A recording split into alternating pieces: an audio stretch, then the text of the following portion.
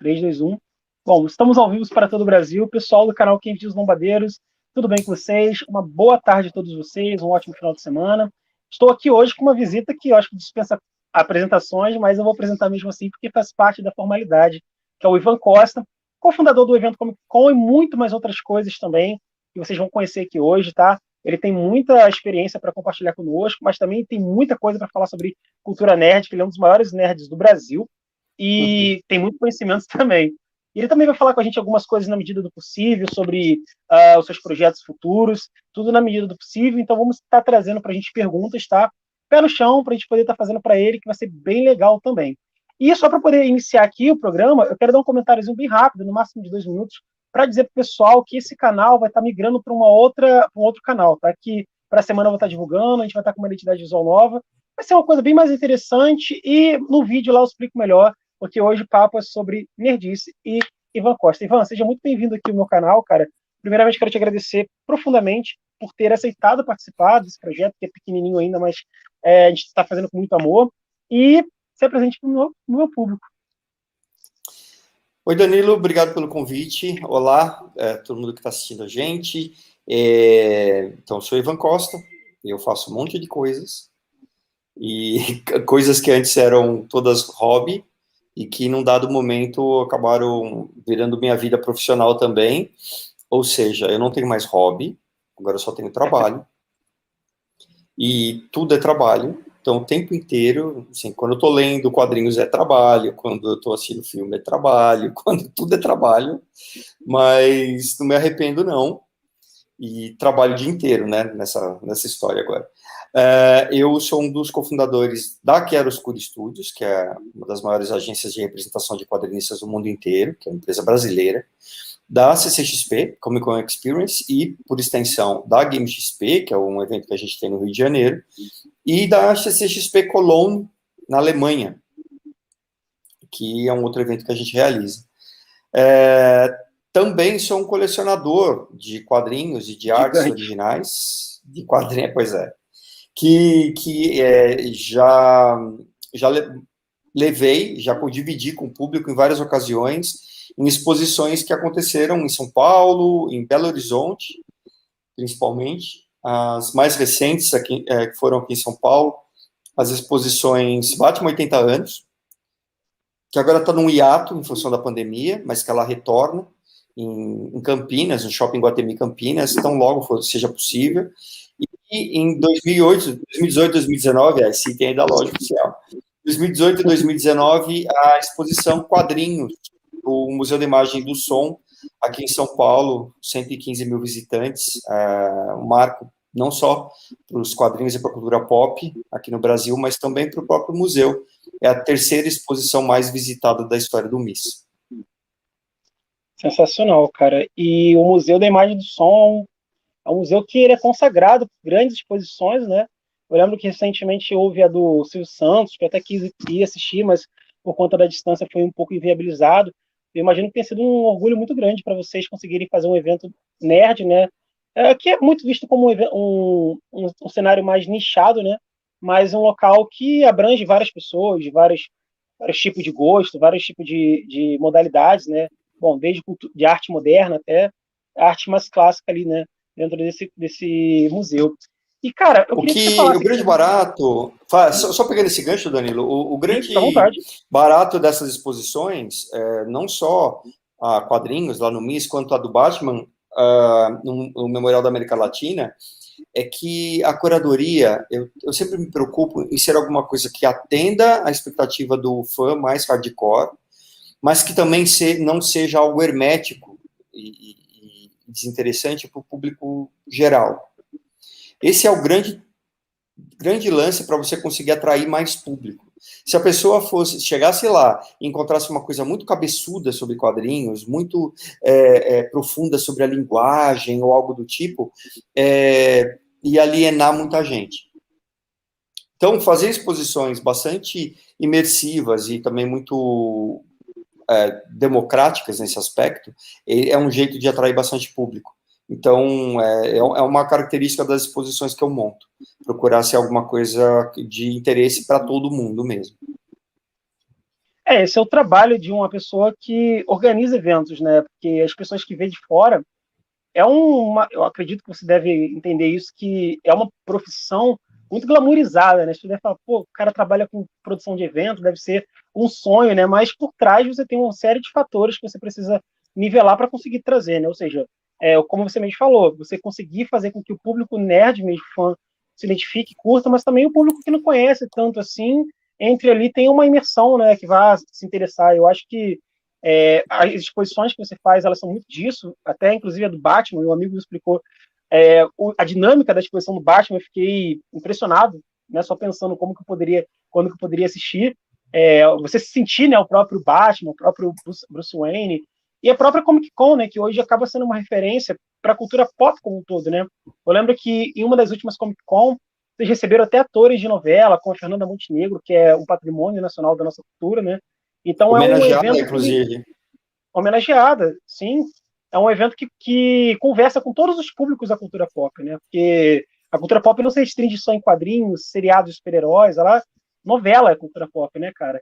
E como que é pra você trabalhar com isso, cara? É uma mistura de amor, carinho e responsabilidade ao mesmo tempo. Como é que é? Fala pra gente. Eu comecei brincando com esse assunto, porque é exatamente o que eu disse antes. A gente que trabalha com aquilo que até então era hobby, significa uma espécie de uma, uma pequena maldição, assim, porque daí tudo vira aquilo. Ao mesmo tempo que você tem um interesse muito grande naquele seu trabalho, então tá longe de ser aquela situação em que, ai, não gosto do meu trabalho, eu não vejo a hora de chegar ao final de semana para assistir um filme ou alguma coisa do tipo. É, o seu hobby invade sua vida inteira e não existe mais hora de descanso, sabe? Meio que tudo se mistura. Porque, como era a minha vida pregressa? Antes de 2013, com a criação da CCXP e da Chiaroscuro Studios, eu era um executivo de marketing. Então, minha vida era, trabalhava de segunda a sexta, chegava no final, na noite, no final de semana, ou eu ia trabalhar na próxima exposição do FIC, né, do Festival Internacional de Quadrinhos de Belo Horizonte, do qual eu fui um dos curadores por 4 edições do evento, ou então eu ia ler, eu ia ao cinema, eu ia sair, sabe? Então, era uma outra vida. Então, tinha a vida profissional, tinha a vida pessoal, e eram coisas separadas. E também as amizades também eram muito separadas. Tinha os amigos do trabalho, aí tinha, né, os amigos de outros interesses, amigos pessoais. Hoje, é tudo uma coisa só. Então, o colega do trabalho é o colega é o amigo pessoal, e aí, dentro de casa, eu tenho quadrinhos, estátuas, colecionáveis, artes originais, mas que eu olho para elas e fico assim, eu acho que essa daqui eu levo para aquela exposição mais para frente. Então, é o tempo inteiro. Você fica num loop infinito de pensar em trabalho. Então, por isso que eu disse que é uma pequena maldiçãozinha. Você deseja falar, eu quero muito isso. Pois não, mas tem um pequeno detalhe que você vai ter que dar com ele também. E é esse.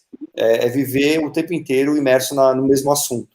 Não reclamo, mas só estou constatando que, de fato, é isso aí. Você está tirando um pouco da visão glamourizada que tem, romântica, né?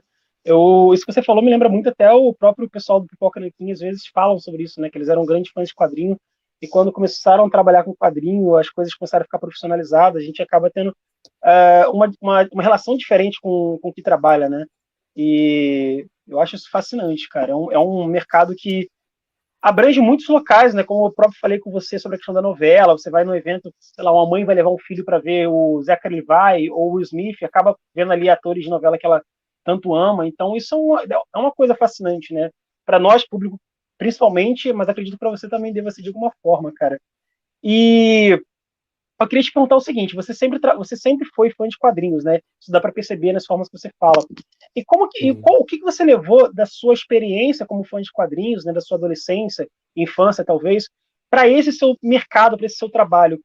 O que você levou da sua vivência mesmo, ou seja, algo mais empírico, para o seu trabalho que é algo mais profissional? O amor, a paixão, Fala um pouco para a gente sobre essa relação de o Ivan, que não é o profissional, que é um fã de quadrinhos, para o Ivan, que é um cara do business, né?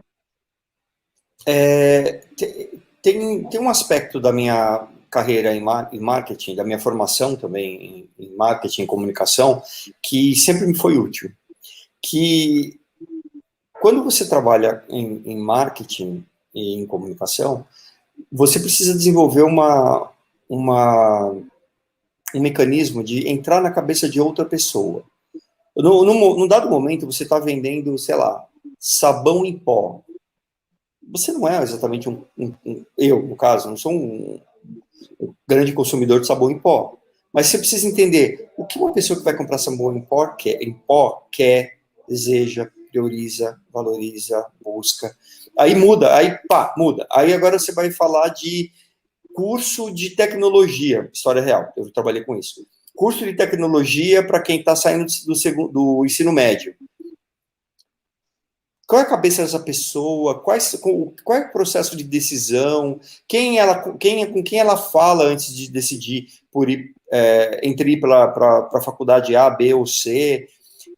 O que eu estou dizendo é que existe uma necessidade o tempo inteiro de você se colocar na cabeça de outra pessoa. Então, quando eu era só leitor de quadrinhos, e agora que eu estou numa outra posição, eu volto naquele Ivan leitor de quadrinhos. Então, o que eu queria? O que eu gostaria? O que me faria ir a um evento? O que me faria ir a uma exposição? Pegando o exemplo da exposição. Na época que eu fazia exposições para o FIC, lá em Belo Horizonte, eu ainda era profissional de marketing. E eu moro em São Paulo, e o evento é em Belo Horizonte. Qual era meu critério na hora de montar as exposições? Eu pensava assim, eu, morando em São Paulo, iria a Belo Horizonte para ver isso? Se a resposta fosse não, eu tinha que repensar. Então, eu tinha que criar... E aí vem uma outra coisa da experiência de marketing, né? Eu tinha que criar um produto ou uma experiência que fosse atraente o suficiente para alguém sair de São Paulo e ir até Belo Horizonte para falar, viver essa experiência. E isso era me colocar na cabeça do Ivan fã. Né? Então, esse profissional de marketing, ele tem essa habilidade desse deslocamento. Ele sai do corpo e fala, bom, agora eu sou outra coisa, deixa eu olhar de fora.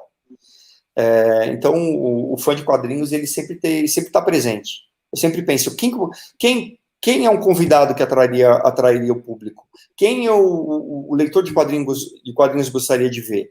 Que tipo de atividade? Que pôster oficial? Que artistas no Art Alley, na CCXP? Tudo isso volta. Então, esse Ivan leitor de quadrinhos é uma fonte regular de consulta para o que eu faço hoje.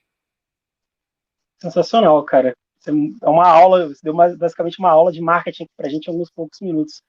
Eu tenho uma curiosidade para te fazer uma pergunta, que é uma curiosidade pessoal mesmo, mas assim, a Comic Con hoje ela é um evento brasileiro que mais trouxe ídolos, né, da juventude, público nerd internacional. A gente tem desde o Arnold Schwarzenegger até o Will Smith, enfim, vários atores e quadrinistas e pessoas, né, da área da cultura e da arte internacional aqui no Brasil para poder participar desse evento. Inclusive, pessoas que nem talvez não acreditassem no início do projeto, hoje elas mesmas, né, procuram querer saber para poder participar. Isso já ouvi entrevistas, o próprio Borgo falando.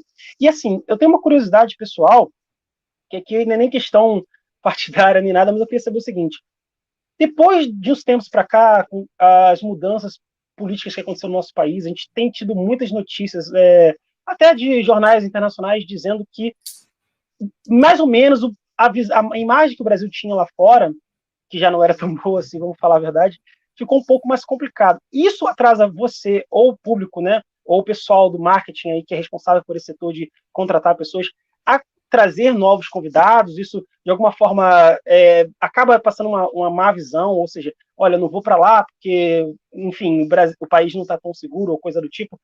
Não limitado à questão da saúde que nós estamos vivendo agora, mas, no geral mesmo, a nossa conjuntura atual. Você acha que isso, de alguma forma, atrapalha nos convites e em trazer alguns artistas para o Brasil? ou mais ou menos, ou não? Atrapalha. Sendo muito direto, a resposta é sim, atrapalha.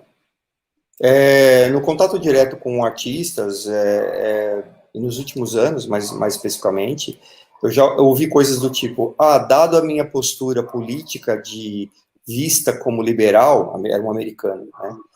Como liberal, eu não sei se eu serei bem recebida no Brasil.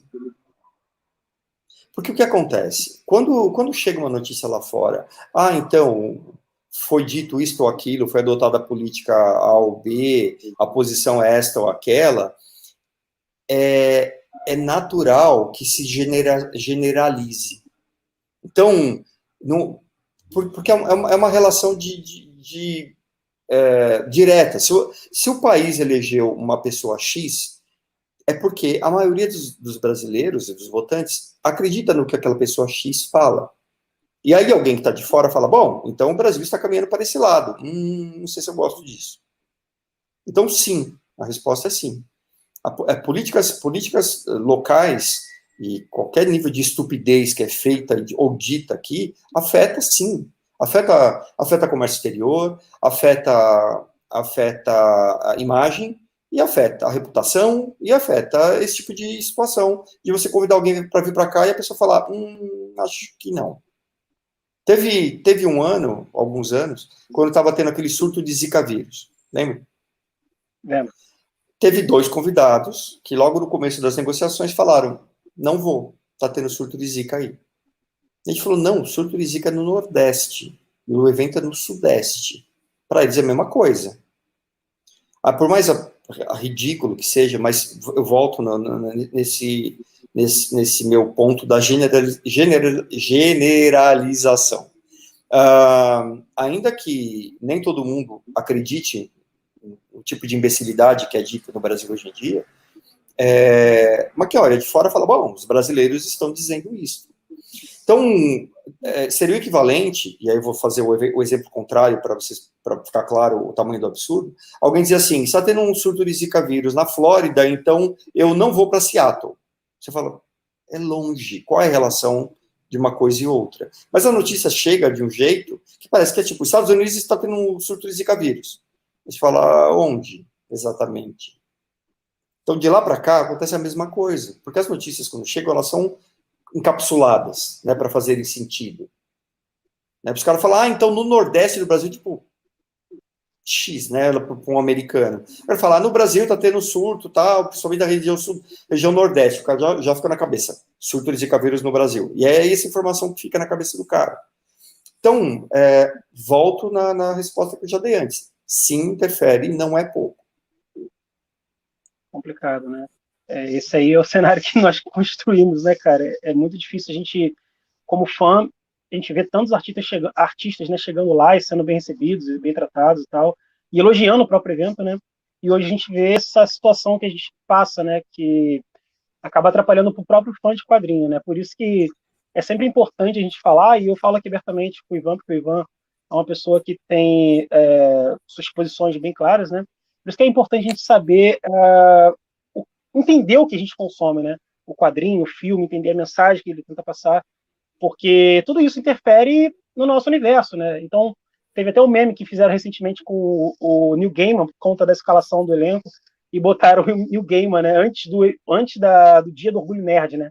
Então, poxa, uma data que deveria ser comemorada, né? De fato, um orgulho. Hoje em dia, acaba sendo um pouco complicado, né?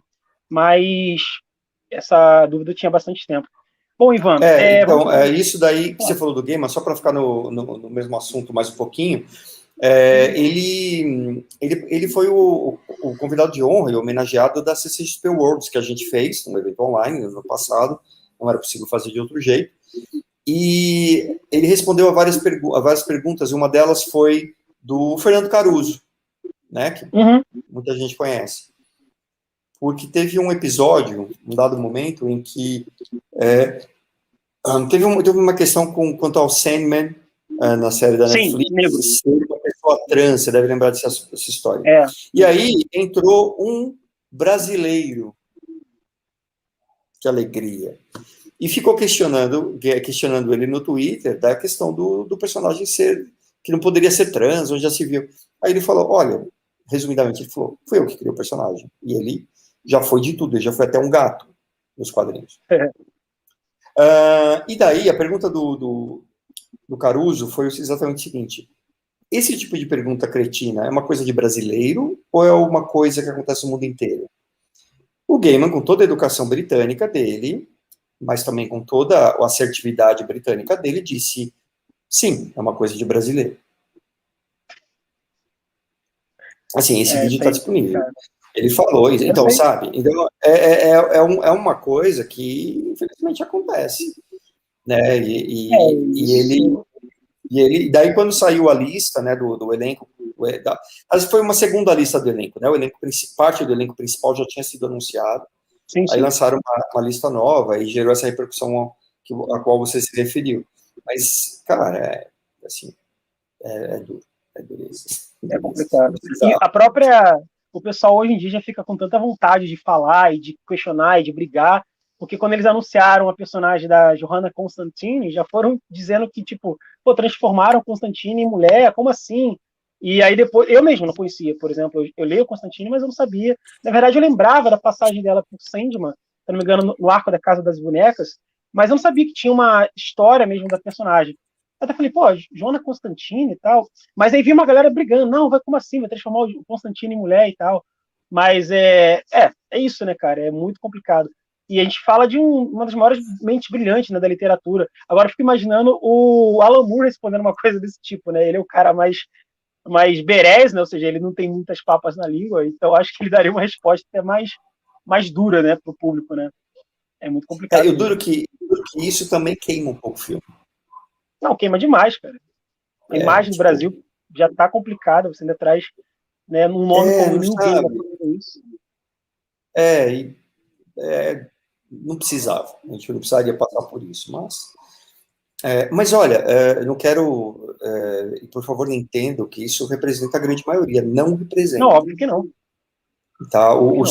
É muito legal, na CCXP, que é o momento mais em que isso tudo fica mais evidente, como os quadrinistas, que são os convidados com os quais eu tenho mais contato, ficam felizes e agradecidos e positivamente impressionados com os fãs brasileiros. Como eles são carinhosos, receptivos, atenciosos, respeitosos com eles. Então, eles saem daqui absolutamente encantados com os fãs brasileiros que eles encontram na CCXP. Sempre tem uma boa história, querem voltar no ano seguinte, falam maravilhas dos fãs, ficam amigos dos monitores, mil histórias. Então, a grande, esmagadora maioria dos fãs, e em especial aqueles que vão na CCXP, com quem eu acabo tendo mais contato ali presencialmente, eles são parte do show. Sensacional, Ivan. Eu vou fazer uma perguntinha aqui do Thiago, que ele é membro aqui do canal, a gente trabalha com podcast e tudo mais. Ele fala o seguinte, grande Ivan, uma dúvida que tenho, como escolher artistas, atores e convidados, tendo que considerar um público tão diverso e variado que costuma frequentar essa CCXP? Tem uma informação importante que eu repetidamente volto a ela para as pessoas entenderem como o elenco da CCXP é montado. A gente tem artistas que nós convidamos, esse é um grupo, né, e que tem a ver com a pergunta do Thiago, e eu vou voltar a esse ponto. O segundo grupo são artistas que vão por conta própria. Quem são eles? Os artistas que se inscrevem para estar no Artist Alley, por exemplo. Depende deles se inscreverem. Terceiro, principalmente brasileiros, mas também alguns estrangeiros, tá? Porque estrangeiros normalmente é a gente que chama. E também alguns brasileiros. E aí tem um terceiro grupo, que são aqueles que vêm por convite de expositores. Então, quando a Gal Gadot veio, ela não veio a convite da CCXP, ela veio pela Warner, ela veio promover a Mulher Maravilha 1984. Então, ela veio com um objetivo comercial até. Né? Então, os convidados dos estúdios, eles vêm pelos estúdios. Então, a gente tem esses três grandes grupos. Voltando à pergunta do Thiago. O que nós costumamos levar em consideração. Aniversários. Aniversário de lançamento, de criação do personagem tal, aniversário do filme tal, tudo isso a gente leva em consideração porque são as efemérides. Né? Se eu tenho 80 anos do Batman, eu vou tentar enfiar Batman na programação. Né? Esse é uma linha. Outro é oportunidades. Tem gente que a gente, convidados que a gente procura trazer desde sempre, e nunca dá certo. Aí uma hora, pimba, deu certo. Então é a hora de trazer ele ou ela. A gente aproveita, então, isso daí para trazer.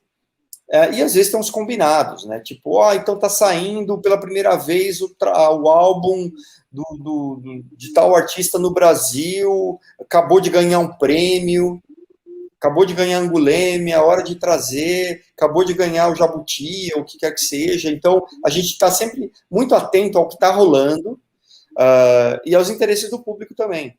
Então, o que mais comenta, o que as pessoas mais pedem, quais vídeos do Omelete são mais assistidos. A gente olha tudo isso para ter essa temperatura. Tem até uma pesquisa que é meio que um censo geek que o Omelete faz, que tem, tipo, 18 mil respondentes. É uma base gigantesca. Para vocês terem uma ideia, uma pesquisa política normalmente tem 2 mil respondentes. E aí, por ali, a gente percebe o que as pessoas querem mais, estão mais afim, o que elas estão gostando mais naquele momento, o que está mais bombando, e a gente também traz isso para dentro da programação do evento. Então, o trabalho de curadoria é constante, para tentar deixar o evento mais quente e mais atraente para o público. É um trabalho quase científico, né, de você conseguir mapear os gostos e tudo mais, e realmente todo ano a Comic Con ela utiliza algum feeling, né, de um aniversário.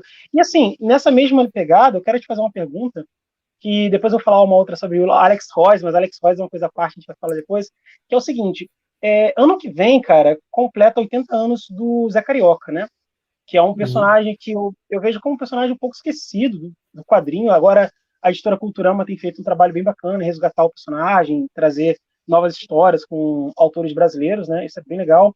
E eu até conversando com o Sidney Guzman uns dias atrás, ele falou que lá fora não tem tanto apelo Zé Carioca, talvez na Itália um pouco, dentro do parque da Disney tem algumas coisinhas do personagem, mas nada tão grande assim como o Pato Donald, por exemplo, né? Mas a gente vê que até recentemente algumas animações da Disney tentaram explorar um pouco ali o Zé Carioca. Você acha, né, assim, não projetando nem nada do tipo, mas se for haver a possibilidade de no próximo ano algo do tipo tiver evento da CCXP, vocês pensam em fazer alguma coisa no sentido do Zé Carioca, algum tipo de homenagem para o personagem, ou ainda não pensaram nisso ainda? Não, a gente definitivamente não pensou nisso ainda. Porque normalmente esses temas a gente pensa um pouco no começo do ano do evento, para ver o que vai ter de programação. Também a gente não vai ser, dificilmente será, o único evento a falar daquele assunto. Né? Então, a gente vai de novo nessa coisa do o que as pessoas estão falando, o que elas estão querendo, e aí a gente junta tudo e faz e traz para dentro do evento. Então, não sei, depende de vários fatores. Se, de repente, a própria Disney vai fazer alguma coisa, se a Culturama vai fazer alguma coisa, se a Culturama vai estar dentro da CCXP, tudo isso são essas pecinhas que a gente precisa concatenar para poder cravar uma decisão como essa, ou eventualmente até se não tem um outro aniversário que a gente fala, putz, para tudo, porque tal coisa está fazendo 50 anos. Tem uma concorrência, né? Como a gente elege... E aí a gente está falando de pôster oficial e de comemoração oficial, mas tem comemorações paralelas. Além, na última edição do evento, a gente estava celebrando 80 anos do Batman, mas a gente também tinha 50 anos do Pasquim, aí teve um painel, aí vieram autores do Pasquim para participar desse painel. Então, o evento grande como ele consegue acomodar várias comemorações. Então, alguma coisa de Zé Carioca com certeza terá. Se será a principal comemoração do evento, ainda é cedo para dizer. Com certeza. Bom, vamos lá. O Thiago mesmo fez uma outra pergunta que existe alguma forma de fãs sugerirem esses convidados? Isso acontece muito, viu? Pode parecer que não existe esse tipo de sugestão, mas tá dentro disso que eu falei, da gente ficar atento ao mindset da galera, aquilo que tá pegando, ao zeitgeist da coisa, né? O que as pessoas estão falando, o que as pessoas estão comentando. É lógico, se uma pessoa falar, eu gostaria muito que trouxesse aquele ator finlandês que lançou um quadrinho só em 2005 e que nunca mais lançou nada porque eu gosto dele, a chance de trazer esse cara é perto de zero. Porque a gente tenta trazer convidados que vão atender um público mais amplo possível. Sim. Então, fazer sugestão não é sinônimo de a gente vai trazer. Porque sempre a gente vai levar em conta aquilo que faz sentido para mais pessoas. Entendi. Bom, e aí falando sobre essa questão do Zé Carioca e tal, você fala muito sobre. Você é um grande fã do Alex Royce, você, inclusive, acho que é a única pessoa, posso estar enganado, no Brasil que tem originais do Alex Royce, né? E eu ouço sempre o podcast do Universo HQ, e já vi que você até participou do episódio do Alex Royce lá, né? Então, tipo, você compartilhando várias paradas lá, curiosidades que eu nem imaginava. E você falou lá nesse podcast que você já tentou várias vezes trazer o Alex Royce, porque, bom, se você é fã, mas ele sempre não pode vir por motivos pessoais, cara. E aí é isso que eu queria te perguntar, cara. O Alex Royce seria o seu grande sonho de convidado para o evento? Eu acho que sim, até porque ele representa um desafio. Ele é bem recluso. E eu sempre digo o seguinte, para as pessoas terem exata noção disso daí. Porque às vezes parece assim, vocês não convidaram o Alex Ross esse ano, vocês vão convidar o Alex Ross novamente? Acreditem, a gente convidou o Alex Ross desde a primeira edição da CCXP, e na verdade eu convido ele desde a época de FIC. Caraca. Então, não é uma coisa de hoje. A gente convida ele sempre. Só que o Alex Ross não participa, e gravem essa informação, o Alex Ross não participa de evento nem nos Estados Unidos. Ele não vai. Quando aparece lá, New York Comic Con, Alex Ross, ele não vai. Vai o stand dele, vai o art dealer dele, vão os originais dele, vão os prints dele, mas ele não vai. Então, são raras as vezes que ele sai de casa para ir em algum evento. Às vezes é numa loja pequena em Chicago, porque é perto da casa dele, e é isso. Então, arrastar ele para o Brasil não é fácil. O ano passado mesmo, né, quando a gente fez a CCXP Worlds, que foi um evento online, ele foi convidado para participar, gravar da casa dele, 20 minutinhos, sabe, com a maior tranquilidade. Não vai dar. Caraca. Então, assim, e não é nenhuma questão com o brasileiro nem nada, tá? Ele não participa de nada mesmo. Ele grava lá os vídeos dele mesmo, tal, lá, pintando, ele fala, e é isso. E aí, agora, participar de evento, cara, a última vez que eu vi foi numa New York Comic Con há muitos anos, acho que foi em 2012, 2011, não vi mais. Comentou lá no podcast, né, sobre esse encontro que você teve.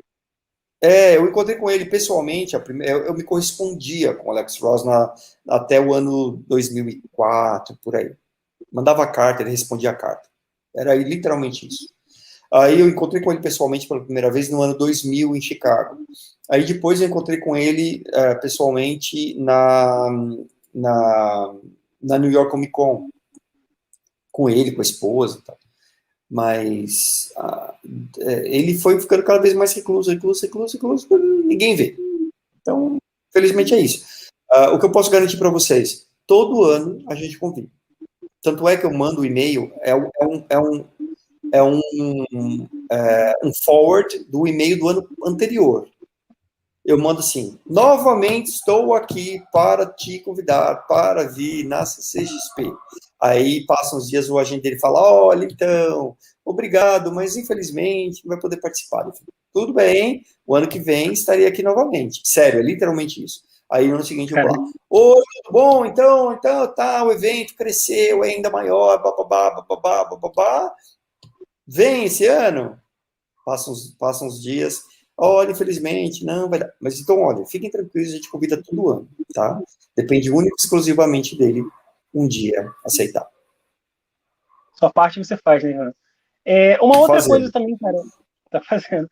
Uma outra coisa que eu queria falar, perguntar para você também é que eu queria que você falasse um pouco com o público aqui, como que foi a experiência, cara, de fazer o primeiro evento da Comic Con online, tá? Porque a gente já tinha visto o exemplo do DC Fandom, que foi um evento também muito bacana, trouxe bastante novidades e tal.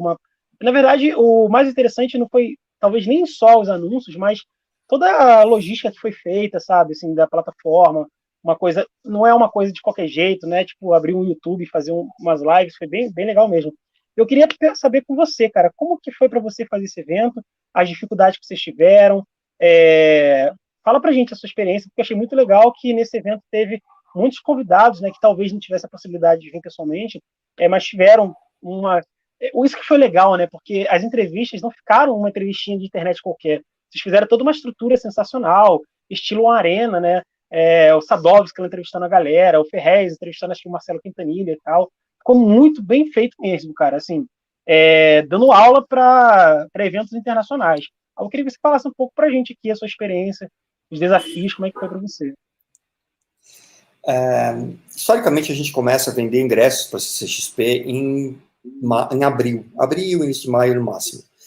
Então, quando a pandemia chegou, a gente estava nesse processo de começar a se preparar para botar tudo no ar, tal. E aí veio a pandemia e a gente parou tudo. Então, isso foi março ali, aí depois abril, a gente não fazendo nada, maio, junho. Aí foi ficando claro que nada aconteceria naquele ano. Né, que a pandemia era uma realidade, que isso daí não ia se resolver rapidamente, então a gente precisava criar e ir por um outro caminho. A gente teve a nosso favor o fato de ter um monte de eventos online antes da CCXP.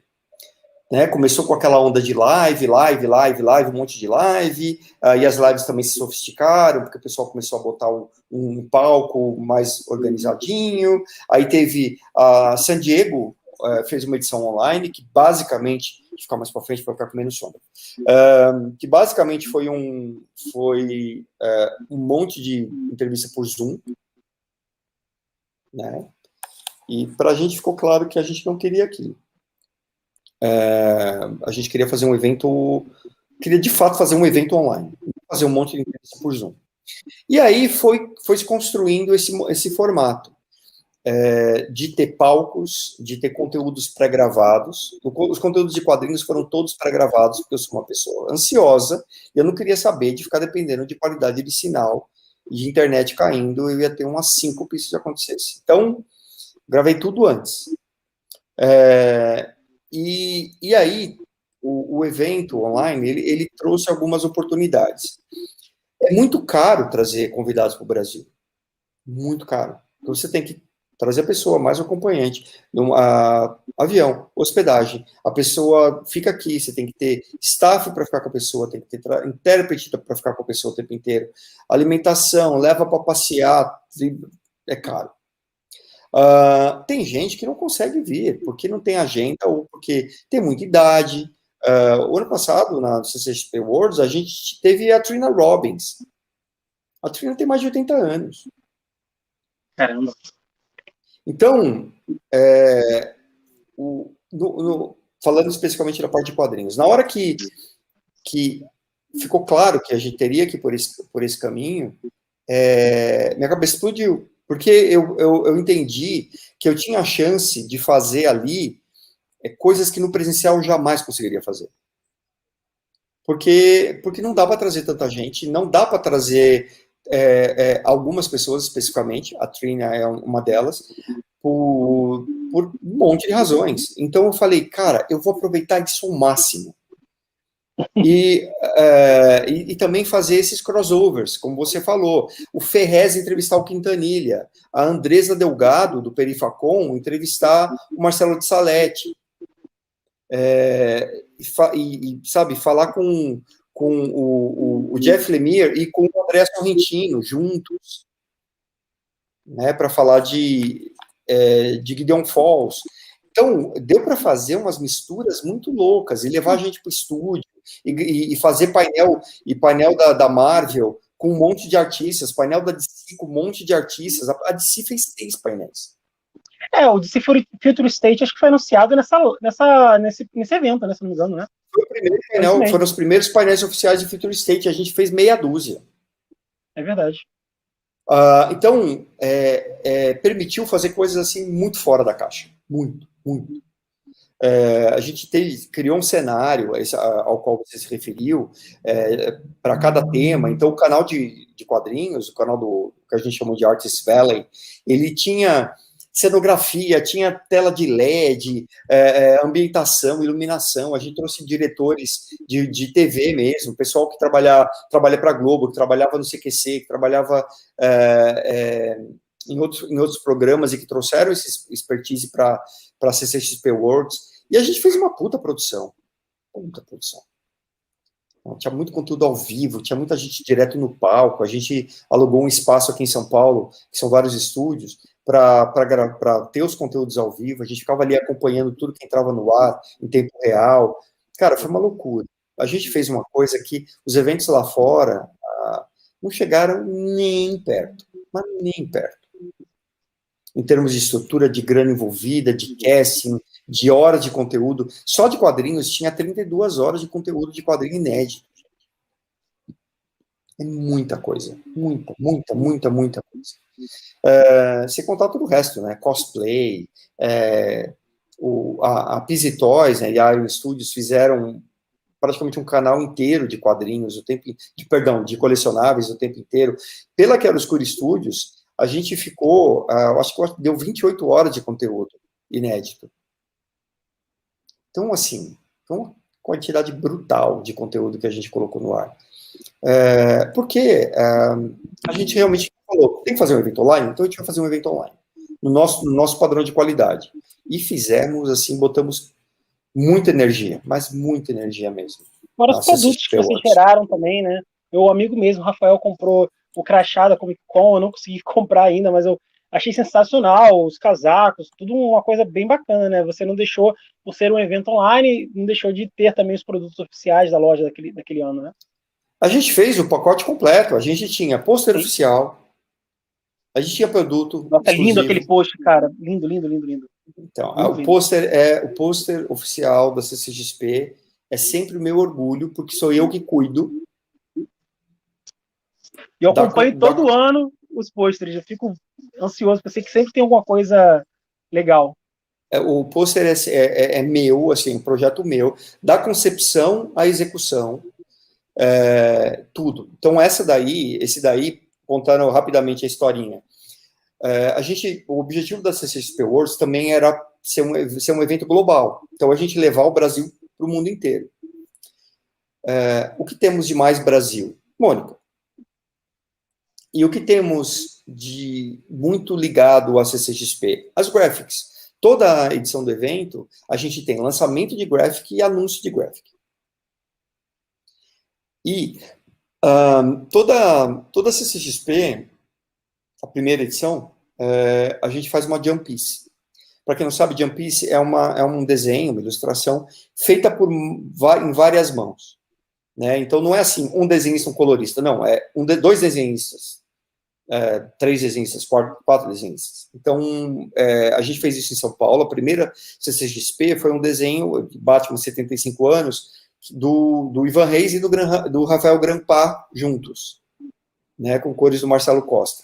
Quando a gente fez o primeiro evento fora de São Paulo, que foi a CCXP Tour Nordeste, lá em Recife, a gente fez um pôster da Trindade, com desenhos do Ivan Reis, do José Luiz Garcia Lopes, do Ed Barrows, arte final do Joe Prado e cores do Marcelo Maior. E aí, para São Paulo, para a CCXP Worlds, eu falei, bom, Graphic MSP. Quantas graphics já saíram? Tantas. Quantos artistas envolvidos? 20. Dá para acessar todos? Dá. Mas a gente tinha uma efeméride, que eram 50 anos de Mônica e sua turma número 1 pela Editora Abril. Sim. Daí, qual que foi a minha ideia? A turminha em primeiro plano, sentada lendo a revista, e os outros personagens das graphics atrás deles, lendo por sobre os ombros da turminha. Sendo que cada personagem seria desenhado pelo artista que fez a graphic. Caramba, maneiro, cara. E aí, a primeira pessoa com que eu falei foi o Sidney Guzman. Eu falei, Sidney, eu tô com a seguinte ideia. Você acha que o Maurício aprova? Aí o Sidney super empolgou. Não, eu vou levar para o Maurício, vou aprovar. Tá bom, fala lá com o Maurício. E aí o Maurício ficou super feliz com a ideia. Nossa, eu nunca pensei nisso, não vai ficar maravilhoso. Beleza. Aí pedi para o Danilo Beruti fazer um layout geral. O segredo para uma One Piece é isso. Alguém tem que fazer o layout. Se for cada um desenhando por conta própria, vira o caos e não fica legal. Então, o Danilo fez o layout, e aí cada um fez o seu pedaço digitalmente, e isso foi agrupado pelo Vitor Cafage. E assim a gente chegou naquele pôster, que é, assim, até hoje eu acho que o pôster é um desfunde. Um dos mais bonitos de todos, cara, muito lindo. E emocionante você olhar aquele pôster ali, né, cara? Para nós brasileiros que somos fãs de quadrinhos, tem um símbolo muito forte, né? Você vê ali os 50 anos da Gráfica MSP, ou melhor, do Maurício de Souza Produções, com a Turma Mônica, num evento que é o Comic Con, né? É realmente emocionante. Deixa eu fazer uma pergunta, cara. Na verdade, eu sempre quis fazer essa pergunta para você, sempre quis mesmo. Eu falei, pô, vou deixar para fazer na live, que acho que seria mais interessante. Alguma vez, eu vejo que assim, o Brasil ele tem algumas séries que não são brasileiras, mas que faz mais sucesso aqui no Brasil e tem um apelo gigante aqui, né? Tem exemplo aí, preciso nem citar o Chaves, e também o Todo Mundo Deu Cris. O Chaves, já tivemos elenco do Chaves que já vieram, né? O próprio Edgar Vivar, se eu não me engano, a Ana de Lamacorra também, se eu não estou enganado. O Kiko, né? O próprio Carlos Villagrán, na época lá do filme do Danilo. Mas assim, você já teve algum tipo de conversa, você sabe, já teve alguma conversa de trazer alguém do elenco do Todo Mundo Deu Cris pro Brasil? Porque quando eu vi lá, por exemplo, o painel com o Will Smith, eu lembrei de Um Maluco no Pedaço, eu pensei, cara, será que já passou pela cabeça deles alguma vez trazer o elenco do Todo Mundo Deu Cris? Porque eu acho que teria um apelo muito grande, posso estar enganado também, mas pelo amor que nós brasileiros temos pela série, que é unânime, né, principalmente pelo público ali de 15 a 30 anos. Aí eu queria saber se já houve já teve ideia de trazer ou nunca pensaram nisso ainda. Então a gente sempre pensou em fazer revivals, né? Reunions, que é trazer elencos inteiros, tal. Isso é muito caro, porque a gente está falando de trazer meia dúzia de atores para um painel, como quem traria seria o próprio evento, e que não, muitas vezes não renderiam mais do que aquele painel e sessão de foto e autógrafo, que é uma coisa limitada, paga, então, né, nem todo mundo tem acesso. Então, tem uma questão aí de custo-benefício. Porque se a gente traz, no lugar de trazer 5 atores da mesma série, trouxer 5 atores de séries diferentes, eu estou pegando 5 fanbases, e não uma. Que rendem 5 painéis, que rendem 5 coisas, né? É tudo vezes 5, enquanto trazer 5 da mesma é vezes 1. E aí tem essa limitação. E por que é caro? Lá fora, por que é comum? Né? Fala, reunião sei lá, tudo quanto é coisa, filme, série. Porque, cara, todo mundo mora ali perto. O cara pega um carro de Los Angeles, vai para San Diego e fica lá 1 hora e volta para casa. Agora, para trazer para vir para o Brasil, é tudo investimento de 1 semana do tempo do cara para vir. Né? Então, é difícil. Tem algumas coisas que são difíceis da gente conseguir fazer por essas questões. Seria lindo ver todo mundo reunido? Seria. Só que isso significa abrir mão de várias coisas. Então, por isso que às vezes a gente traz um. Aí vem aquela pessoa representa aquilo tudo, você, né, trata daquilo tudo e traz outro que trata de outra coisa, que representa aquela outra coisa. E assim você multiplica e atende muito mais gente. Entendi. Mas já teve alguma ideia de trazer alguns atores do elenco, ou o próprio Tyler James Williams? Porque teve uma entrevista recente que ele fez com uma entrevistadora norte-americana que ele falou da relação dele com o Brasil, né? Que ele falou que tinha vontade de vir ao Brasil, mas ao mesmo tempo ele tem medo por causa do assédio que os brasileiros têm com ele e tal. Então, acho que talvez na CCXP eu acho que seria um evento ideal para ele vir, né? Porque ele é um evento que tem muita segurança, tem, enfim, um aparato técnico fortíssimo por trás dos atores, né? E eu posso dizer o seguinte, o pessoal que fica brigando com o ator em Twitter não é o pessoal que costuma ir na CCXP. É o pessoal que está ali para celebrar, e o espírito é outro. Quanto aos atores, eu não sei se chegou, eu não sei nem se ele participa desse tipo de evento, também tem essa, tá? Porque, ó, vou dar uma dica para vocês. Qualquer pessoa, você, o repórter da Globo News, do CNN, quem quer que seja, que chegar para alguém e falar, olha, você vai vontade para o Brasil? Ah, eu adoraria. Você acha que em sã consciência alguém viraria para um repórter e falar, Deus me livre? Não, jamais, não gosto, não quero, ou não participo de eventos, não importa onde, né? O cara sempre vai falar, claro, nossa, adoraria, seria um sonho encontrar meus fãs brasileiros. Aí você entra em contato com o artista e fala, então, com a gente, então participa de evento, aí não participa de evento. Aí você fala, então, mas é que ele falou que queria participar, mas ele não participa de evento.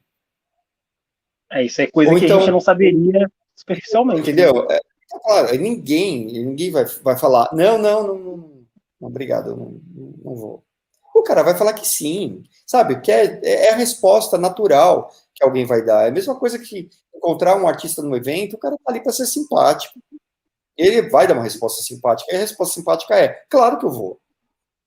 Claro, é só me convidar. Aí você convida e fala, pois não. Não tem, a pessoa pode falar, não, ele não participa de eventos. Ou tipo assim, não tem agenda. Ou ainda fala, pois não, ele cobra $100.000 por dia. Eu não estou inventando, para poder não... Sim. E aí você fala, $100.000 por dia. Tá, mas ele vai ficar lá o dia inteiro? Não, ele vai ficar 2 horas, participa de um painel, uma sessão de autógrafos e vai embora. Caramba. Então, entendeu? É enganador quando a pessoa... Eu não estou dizendo que não é para fazer isso, tá? Não, sim. O fã pode chegar lá e falar, pô, eu queria muito que você participasse, tá? Que você fosse. Não, claro que eu vou, tá? Mas não atrelem diretamente isso a uma coisa de, não veio porque o evento não quis. Eu não estou falando só de CCXP, não, tá? Não, todos óbvio. Foi mais uma curiosidade mesmo, pessoal. Não, mas eu gosto de falar nesse assunto e dar um pouco do bastidor, porque às vezes cria-se uma fantasia de que, pô, não quiseram chamar. Não é assim. Para um artista vir, ele cobra, tem um cachê, é caro, o cara tem que ver se tem agenda, às vezes ele não participa mesmo, e tudo isso precisa se concatenar para dar certo. Tá? Não é má vontade, às vezes nem de ninguém, é uma questão comercial, inclusive. Né? Trazer o artista vir para o evento, não é questão convidar, você quer vir? Tá bom, eu venho, eu te mando uma passagem, você vem. Não é assim. O cara não levanta da cama se não ganhar um cachê mínimo de X.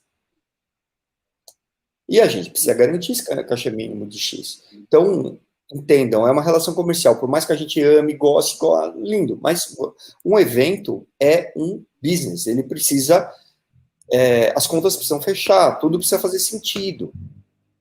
Né? Se um cara fala, eu vou sim, pois não. Só que tem que ter um jatinho particular que me traga e que me leve e me traga de volta.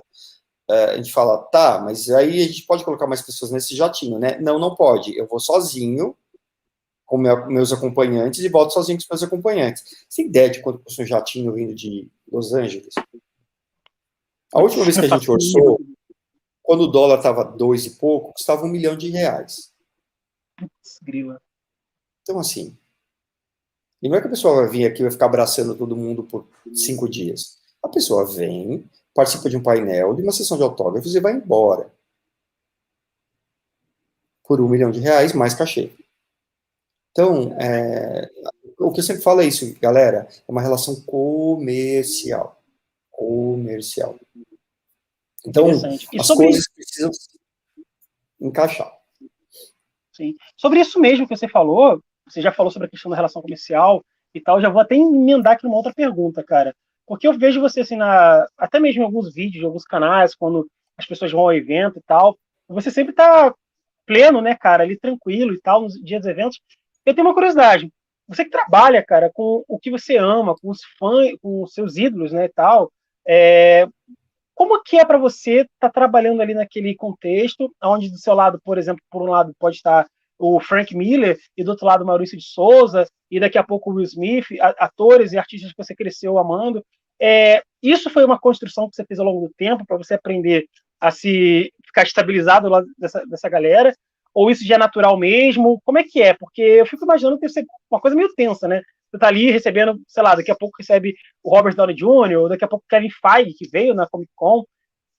Queria que você falasse pra gente como é que é essa relação do Ivan profissional com esses artistas. Eu vou começar decepcionando um pouco o pessoal. Tem muitos desses que eu nem vejo. É mesmo, cara? Pelo seguinte, durante o evento, eu estou trabalhando. Então, eu estou responsável por uma área gigante dentro do evento. Né? O Artist Alley, ele tem 500 pessoas, 500 artistas ali, mais staff, mais convidado, mais auditório, mais gente que está no hotel, mais gente que tem masterclass, cara, Muita coisa. é insano. Então, tem gente que eu não vejo. Eu sei que passou pelo evento e que foi e tal, fulano veio, eu só fico sabendo, deu tudo certo, deu, beleza. Tá bom. Tem alguns que eu quero ver, tipo, puta, eu vou entrar no auditório naquela hora porque eu quero falar, olha o fulano lá. Mas é muito comum eu entrar no auditório, a pessoa tá no palco, eu fico assim, olha o fulano. Beleza, vamos embora. E partiu. É raríssimo encontrar alguém ou ser apresentado para alguém, é raríssimo. Porque Nossa, cada um tá no seu rolê. Eu cuido de quadrinhos, eu não cuido de elenco, de série, de filme. Eu nem entro, eu nem vou no camarim que eles ficam, porque não é para eu estar lá. Quando eu vou no horário, tipo, eu vou almoçar, eu pergunto assim, tem ninguém aí agora? Não, então agora eu vou. Aí eu vou lá, almoço, eu pego meu assistente e falo, vambora, vambora, vambora, e a gente some de lá. São poucos que eu encontrei alguma vez. Mas, respondendo diretamente a sua pergunta, eu acho que entra uma outra faceta daquilo que eu comentei antes sobre entrar na cabeça de outra pessoa. Tem uma coisa de deslocamento de persona, sabe assim, entrar e falar, aqui é profissional e é essa relação. Então, eu fico zanzando com o Frank Miller para cima e para baixo, resolvo tudo que tem que fazer, papapá, converso e tal. Eu já fui na casa dele, em Nova caramba. York, mas no dia do meu aniversário, ele pagou meu almoço. Caraca, foda. Mas, cara, é assim, é tudo muito profissional e precisa ser. Se você passa esse limite quando você está com esses caras, eles começam a te tratar como fã. Sim, sim. E aí ferrou, porque daí você é um fã. Então, eu tô ali, pá, beleza, tal, o mundo tá caindo, eu tô ali conversando com a pessoa, tal, resolvendo, beleza, tal, sem fanboyzice. Eu tinha coisa para autografar, eu nunca consigo autografar nada. Normalmente eu dou para alguém de sala e falo, faz favor, vai lá e fala que é para mim, que eu tô sem tempo. Aí vão lá, pá, autografa, devolve para eu, tá aqui, tá tudo autografado, obrigado. Mas às vezes, em 2019, eu não autografei nada. Eu tinha separado um monte de coisas pro Frank Miller autografar para mim. Eu tinha separado coisas pro Frank White ele autografar, pro um monte de gente. Nada foi autografado. Nada. Absolutamente nada. Então, essa separação é muito importante. E repito, são raros aqueles que eu consigo ver. Eu lembro que eu fiquei uma vez eu estava passando na porta do camarim e falaram, tinha alguém ali parado na porta, alguém da equipe. Eu falei, e aí, muito trabalho? A pessoa falou assim, estou esperando o Henry Cavill sair, porque ele tem painel agora. Aí eu falei, é o painel surpresa de The Witcher, né? Sim, E sim. eu falei, ele tá saindo? Aí ele falou, tá saindo, tá até atrasado, tô esperando ele sair. Aí eu falei, eu tenho 2 minutos para esperar, vou esperar. Aí eu fiquei ali com a pessoa, conversando, aí o Henry Momento Cavill fã. saiu, 2 metros de Superman, assim, ele saiu e seguiu o corredor, aí eu virei pro meu assistente e falei assim, vimos o Superman. E fomos pro outro lado, porque a gente tinha mais o que fazer. Mas normalmente é isso, cara. Normalmente é isso. Eu acho que são os quadrinistas, eu falo com todo mundo, converso com todo mundo, vejo se tá tudo bem e tal. Mas ator é muito raro, muito raro. Eu lembro que eu vi vai parecer que eu tenho obsessão com atores que fazem o Superman, mas vamos lá. O Tom Welling. Tom Welling. Porque eu assisti Smallville inteiro, inclusive a temporada das Pedrinhas, que era um saco, mas eu vi tudo de Smallville. E aí eu encontrei com ele assim, eu estava saindo do camarim, ele estava entrando, aí falaram, olha, foi para ele que você autografou um pôster. Eu falei, então, né, prazer, meu nome é Ivan, não sei o que, tal. Eu falei, sempre assisti a série, gosto muito. Ele falou, você assistiu? Eu assisti. Daí ele fez uma pergunta que ele faz para todos os fãs, tipo, você prefere a Lana ou a Lois? Aí eu fiquei olhando pra cara dele e falei assim, a Lana. Aí ele, eu também. Com certeza, se a pessoa responde Lois, ele fala eu também, mas né, faz parte do show dele. Mas é raro, cara. É raro encontrar as pessoas, mas quando eu encontro, é tipo assim, tô com o crachá no peito, profissa total. Que massa. Ô, Ivan, a gente está aqui indo para o final, rapaz, para poder ocupar muito seu tempo. Eu queria fazer algumas perguntinhas só para finalizar, até sobre isso aí mesmo, que eu sei que você é um grande fã do Superman, eu também sou demais, e você é um grande nerd, a gente não teve nem muito tempo para falar sobre nerdice aqui, mas quem sabe outra hora. Me fala para mim o seguinte, cara, a gente teve alguns anúncios recentes que ainda não foram oficializados, que há uma possibilidade de haver um Superman negro, cara. E como é que você recebeu essa informação? O que você acha dessa nova reformulação? Eu achei bem bacana, já gerou burburinho, já desde esses rumores, né? Imagina quando for lançado. Então, você como fã de Superman, eu acho que tem mais que um lugar de fala aí para falar sobre esse caso, porque tu é fã, conhece a mitologia do personagem também, então seria legal você falar. Cara, olha, eu penso exclusivamente no seguinte, o filme vai ser bom? É só isso que me preocupa. A questão da representatividade é excelente, mas o filme vai ser bom? A representatividade vai ser ainda vai ser potencializada se o filme for bom. Por exemplo, Pantera Negra tem uma questão de representatividade ferrada, maravilhosa, que só cresceu porque o filme é bom. Né? Também, você não vai ficar só esse aspecto da representatividade que, eu repito, é ótimo, mas o fato de ser um filme bom potencializa isso. Então, a minha questão é, o filme vai ser bom? Faça um filme bom. Porque, porque Superman negro. Existe Superman negro nos quadrinhos, tá? Só para avisar. Sim. Então, antes que falem, porque o Superman não era negro. É sim. Você tá falando, quem fala que não existe Superman negro e estão forçando a barra, a pessoa que está forçando a barra. Porque tem Superman negro. Tem, tá lá. Inclusive, uma das pessoas que desenhou a história do Superman negro em The Multiversity foi o Ivan Reis, que é brasileiro. Sim. Ele aparece lá. Então, tem Superman negro. Da mesma forma que tem Sandman negro. Da mesma forma que a morte pode ser qualquer coisa, e qualquer pessoa, qualquer bicho, ela pode ser qualquer coisa. E ela pode ser uma mulher negra. Isso é canônico, inclusive.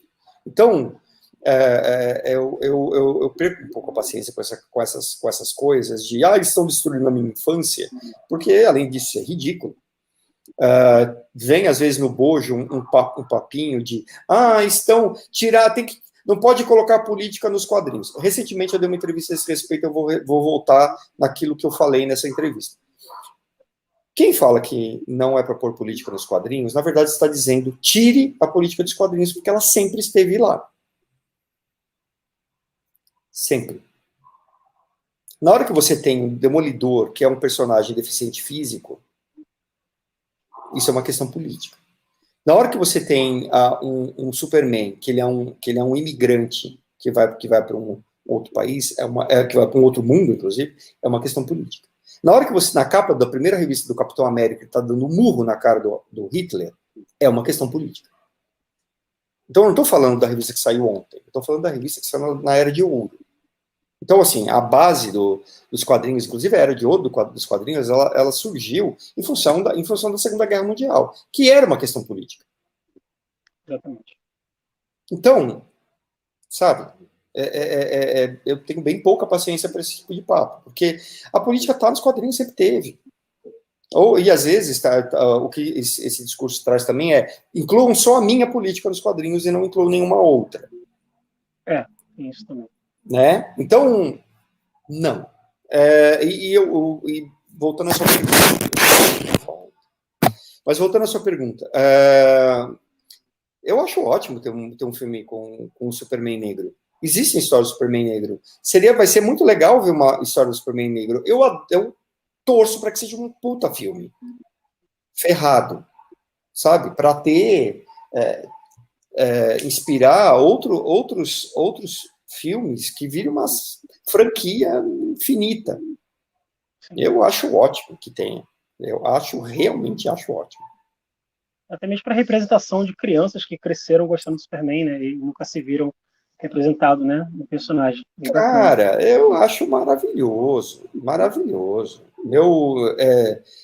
Sabe, no DC Future State, né, dessa fase nova da DC e tal, ele tem um Batman negro. Sim. E por que não? Exatamente. Por que não? Então, dá para ter negro, dá para ter um negro, dá para ter um personagem LGBTQIA+, outras minorias, não importa. Vamos contar essas histórias, vamos contar boas histórias com esses personagens. Né? Porque além da representatividade, você tem aí também um rejuvenescimento da narrativa, né? Tem outras histórias para contar. Mais uma história do Batman contra o Coringa? Mais uma. E se isso mudar alguma coisa? E se tiver algo diferente, algo de inovador? Tem aqui atrás de mim, ó, vamos ver se dá para ver. Aqui, tá vendo? Essa capa aqui. Sim, Flashpoint, né? Flashpoint. Eu adoro essa história. Essa aqui é a capa acho que é da edição 3, do David Johnson, né, que pega a história e dá um... E aí, quem morreu foi o Bruce Wayne. Então, né, a Martha Wayne virou Coringa, já deu spoiler. Mas, sabe, é uma outra narrativa, um outro jeito que traz outras possibilidades. E ter esses personagens como o Superman negro, cara, eu acho que pode ser interessante pra caramba. Eu tô ansioso para assistir um filme de um Superman negro. E para a gente ir aqui para o finalzinho, Ivan, só vou te pedir uma perguntinha mesmo para finalizar. Fala para o público aqui, para ficar registrado, né?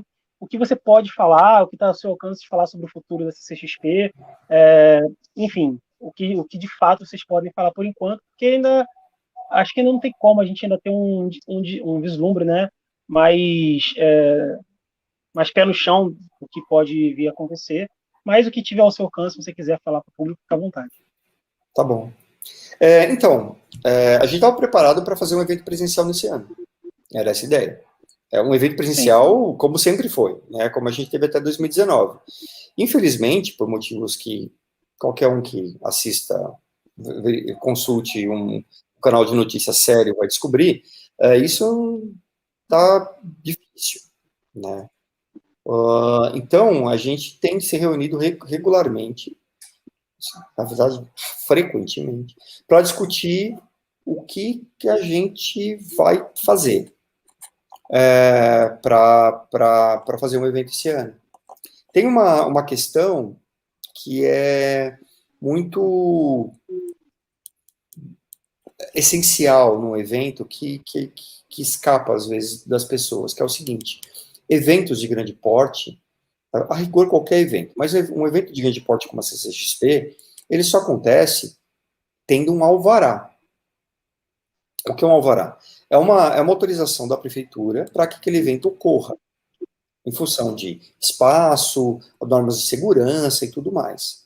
Não existe emissão de alvará para grandes eventos em São Paulo neste momento. Então, não teve CCXP no ano passado, só porque a gente tem bom senso. Quer dizer que não era possível ter um evento grande no ano passado. Então, mesmo alguém doido que fala, vou fazer um evento, vai ser um evento clandestino, não existe CCXP clandestino. Então, tem questões de saúde pública aí a levar em consideração. Infelizmente, a gente fica muito refém dessa situação toda, né, para o evento acontecer. O que a gente está fazendo neste ano é basicamente a mesma reflexão, não o mesmo resultado, mas a mesma reflexão do ano passado. O que é possível fazer esse ano que seja legal, divertido, interessante, que engaje as pessoas, que seja relevante, que seja, evidentemente, seguro para todo mundo. A gente ainda não tem essa resposta, é um trabalho que segue em andamento, mas haverá uma CCXP esse ano, e aí haverá alguma coisa com a marca CCXP? Com toda certeza. A gente ainda não tem, não consegue cravar exatamente o que será, mas haverá uma CCXP esse ano, com toda certeza. Tá bom, Ivan. Muito obrigado, cara, por essas 1h10 de papo super gostoso. É muita coisa que a gente poderia falar, mas o tempo acaba passando, né? E fico muito grato, cara, por você ter participado aqui do meu podcast, tá? Trazendo pra gente muitas histórias de bastidores, trazendo muitas experiências também e ensinamentos pra gente também aqui como um todo, tá? Danilo, obrigado você pelo convite. É legal falar sobre esses assuntos todos, desmistificar algumas coisas também, explicar de algumas dificuldades que a gente tem, como que são esses bastidores mesmo. Eu não sou da turma daqueles que ficam escondendo informação como se fosse uma coisa muito, sabe, segredo industrial. Mas eu acho legal as pessoas entenderem como que é a dinâmica de tudo, porque não desmistifica, na verdade eu acho que só valoriza, né? Porque senão, no limite, a pessoa acha que magicamente o John Romita Jr. aparece dentro do evento. Não é assim. São negociações que se alongam durante muito tempo, e idas e vindas, e agenda, e condições, e entrega, e criar uma experiência para o convidado também. O convidado, ele é tratado, cara, a pão de ló. A gente tem, sabe, no backstage tem restaurante para os caras. Não tem lá um monte de Doritos com cachorro quente. Sabe, tem comida balanceada com nutricionista, coisa que em eventos no exterior não existe. Eu não estou dizendo porque eu acho. Eu já fui, cansei de ir nos bastidores e eu garanto, não tem. Os caras são tratados aqui no Brasil de um jeito que eles nunca foram tratados na vida. Eu lembro que em 2015, segundo a CCXP, ou seja, estava muito no começo ainda, eu ouvi do Jim Lee a seguinte frase: eu nunca fui tão bem tratado na minha vida. E dali para cá só melhorou. Então, é legal contar essas coisas para o pessoal até ter orgulho, sabe? É um evento criado no Brasil, exportado, afinal de contas a gente faz o evento agora na Alemanha também, com a mesma marca, e que é motivo de orgulho mesmo. É motivo de orgulho para a gente, não só como fã, mas como brasileiro, assim. A gente tem um evento de nível, não só de... o nome de nível internacional supõe que lá fora tem coisas melhores e que a gente conseguiu chegar naquele patamar. Não é isso. A gente tem um nível aqui muito melhor do que o que é oferecido lá fora. A gente é o nível internacional. É marca brasileira, né? É uma marca brasileira que vem gringo para cá, evento gringo para cá, vê como a gente faz e fala assim: nossa, esse é meu sonho de consumo ter um evento desse tamanho, ou com esse porte, com esse nível de organização. E eu não estou falando de um evento pequenininho que acontece num país pequenininho. Estou falando de evento americano, gigante, que vem para cá e o cara tira o chapéu. Eu costumo dizer que a Comic Con é o Rock in Rio dos nerds, né? E acho que o que o Medina fez pelos eventos de rock no Brasil, vocês juntos, né, toda a equipe da Comic Con, principalmente vocês, as pessoas que estão mais de cima, fizeram por evento nerd no Brasil. É o mesmo patamar, sem tirar nem pôr. É a mesma categoria. Pois é, e não à toa, a Game XP, a qual me referi antes, é uma parceria da CCXP com o Rock in Rio. Sim. Eu fui na primeira edição da Game XP. E a gente, nós somos sócios do Medina, na Game XP. Então, a gente tem muito orgulho da CCXP.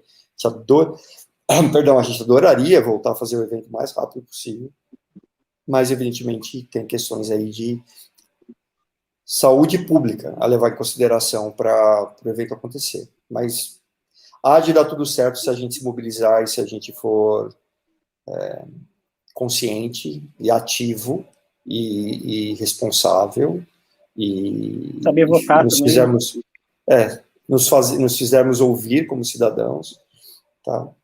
Se eu não tivesse aqui, eu ia estar na manifestação, inclusive, tá? Eu também, eu falei isso com um amigo hoje.